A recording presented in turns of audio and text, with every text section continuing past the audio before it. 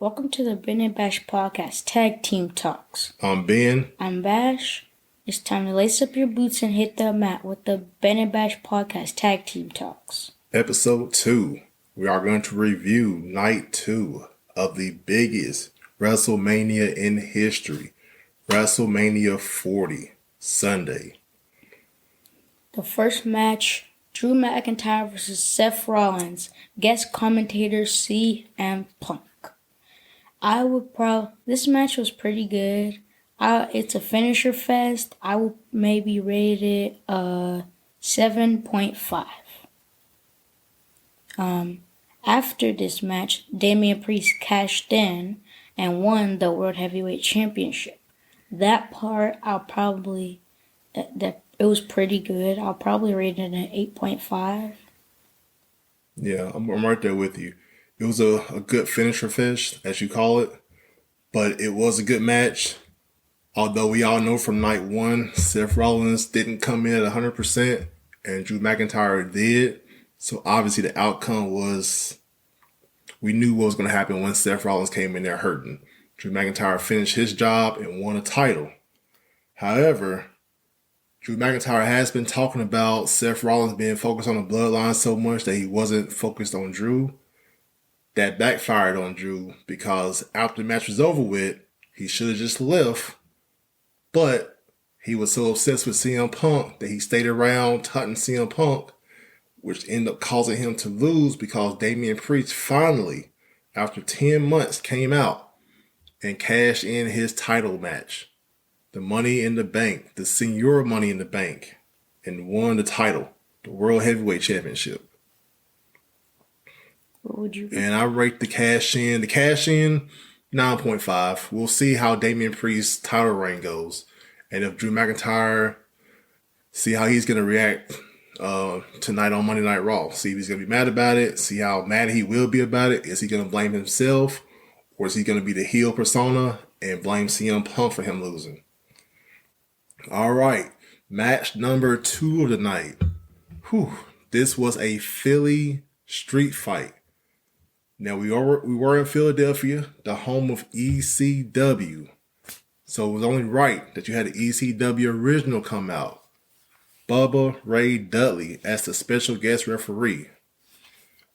The match was Bobby Lashley and the Street Profits, Angelo Dawkins and Montez Ford with B-Fab versus the Final Testament, Karrion Kross, Akam and Razar, AOP, with Scarlett and probably the best manager in history, Paul Ellering. This match right here, I'm going to say it was 7.5, 8. It was a good match. It should have been a little bit longer, but they did everything they need to be doing. Had table spots, kendo sticks, chair shots. Had everything going on for it. B-Fab and Scarlett even got into it, which I was wondering if they would or not. Paul Ellering didn't get involved, which We kind of. surprisingly he didn't, but a little bit. He did a little bit, but you know. Yeah. All right, what do you think about it? I was gonna put it a little lower. I'd probably say 7. Just a solid 7. It was pretty good. Bubba Dudley added to it. This match was just back and forth. Like one team was dominating, then the other team was dominating. Wasn't that much to it. Some cool spots. So I'll probably say a solid 7. All right, sounds good. Next match, LA Knight versus AJ Styles. Hey. You go do LA Knight, you gotta do it right now. You gotta do it right. Do it LA Knight name right, we're gonna do it. LA Knight. Yeah. Versus AJ Styles. AJ Styles, what's his name? Just The AJ phenomenal one, AJ Styles? Styles. The phenomenal AJ Styles. There you go. I'll probably rate this match an 8. Good rivalry match. Some good spots. So just an 8. I'm gonna rate this. This is probably, I'm gonna say a 7. It was probably not, all the matches were good on the card. This is probably the lowest ranked match on the card, I would say, just because of all the build up between LA Knight showing up at AJ Styles' house, them fighting on, I think it was Thursday at the World of WrestleMania event, doing the interviews. I expected a little bit more out of both of these veterans, and they didn't really do what they were supposed to be doing. I don't think so anyway. It's just my opinion. The match should have been a little bit better for two guys who are veterans in the pro wrestling game. Anything else about it? No. All right. Match number 4 sees the United States champion, everybody's favorite YouTuber, Logan Paul, versus KO Kevin Owens versus the Viper, the Legend Killer, future Hall of Famer, Randy Orton. Guest star, yeah. I Show Speed. With ISO Speed, which nobody knew, in the Prime bottle, which a lot of people thought might have been KSI or even his brother Jake Paul. ISO Speed kind of surprised there. But back to the match. I'm going to give this match a solid 8. It was a good triple threat match. It started off just how everybody expected. Kevin Owens and Randy Orton both tag teaming up against Logan Paul, which the fans really seemed to enjoy. And then almost exactly how people thought it was going to be, Randy Orton and Kevin Owens started going at it because they could not both pin Logan Paul. ISO Speed comes out. He gets in Randy's face.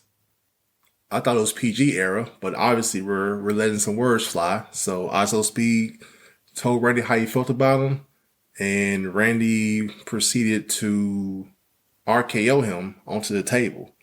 The table did not break, so that hurt worse than the table breaking. I would probably agree with you on this. An 8 would probably do this. The match kind of got a little better when ISO Speed came up. But did you see how like far Randy Orton kicked ISO Speed? Mm-hmm. And like for some reason he was barking at him, and I don't know what that was about. But the match was pretty good. I mean, I thought Kevin Owens was gonna win, but so I would rate that an 8. Yeah. Logan Paul retained his championship, which was the outcome a lot of people probably thought. Just he's a heel, so he did heel stuff. Hit Randy Orton and Kevin Owens both with the brass knuckles and came out on top. Next match, Bayley versus Io Sky for the WWE Women's Championship. This match, it was pretty good. I'll probably say a 9. 9. I'll probably put this in a 9. Because there was some cool spots, good rivalry match, good entrances, at least for Bayley. It was an all-around good match, I would say. But what about you? I'm going to rate this match a 9 as well. This match probably had the second biggest lead up to it behind the main event of the night. Bayley and Io Sky both being in Damage Control together. Bayley being the reason Io came to the main roster in the first place, along with Dakota Kai, and created Damage Control at SummerSlam. So this match had a lot of build up to it. Bayley, being the professional that she is, deserved this win, I believe, and she showed that she is one of the best women in pro wrestling, because she did have an up and down year, taking a bunch of losses, taking falls for Io and Dakota and all those girls in the Damage Control, losing a lot of matches to different people. But she finally got her just due and showed why she's still one of the 4 horsewomen and one of the best ones in pro wrestling today. Anything else on this match? No. All right. Now, it is time to talk about the main event. 2 years in the making. Can he finish the story or not?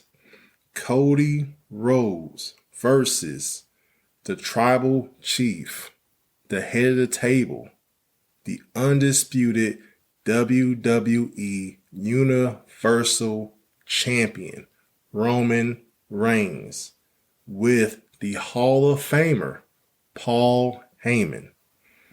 Go ahead. What do you think about this match? This was historical from the get-go. Jimmy came out, Jay came out, Solo came out, John Cena came out, The Rock came out, and last but not least, The Undertaker came out. And this match was amazing. Like, best match of the weekend, like, period. This match, I mean, 100 out of 10. That's how good it is. Yeah. I'm gonna go 10 out of 10 as well. This match, me being an Attitude Kid, grew up in the Attitude Era, this just brought back every memory from the Attitude Era that I grew up seeing with The Undertaker, The Rock feud going back decades, John Cena and The Rock going back to WrestleMania, the last match The Rock had, Jimmy and Jay from last night and night one of WrestleMania going at it, Solo coming out, then John Cena coming out and beating up Solo because Solo beat him down last time they was in the ring together.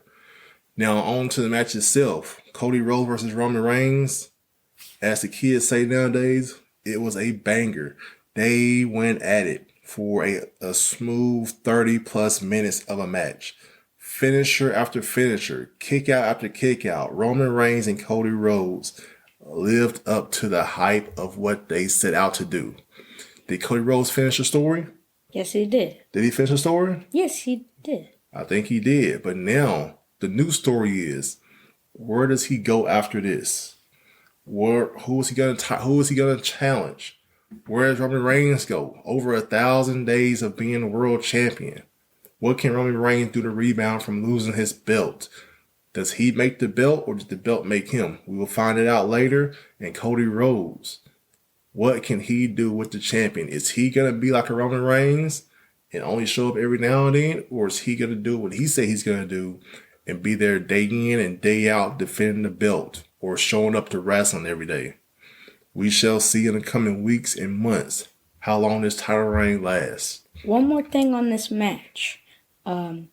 That when Roman Reigns hit a crossroads, it was a pretty good crossroads, just to say that. Cody Rhodes kicked out, and then Roman Reigns immediately after that went to Paul Heyman and said, nah, this move ain't beating no one. Yeah. And fast forward to about 15 minutes later, the move beat him. And though he did 3 of them on him, that move did beat Roman Reigns, though. Yeah. So those words came back to bite him because he said it didn't beat anybody, and it beat the champion. So now your new undisputed WWE Universal Champion is the American Nightmare, Cody Rhodes, the grandson of a plumber. Dusty Rhodes' son has won the championship. After all these years, he's finally able to put the belt around his mom's waist like he said he was going to do. That concludes today's WrestleMania 2 podcast. I'm Ben. I'm Bash. And this has been Tag Team Talk.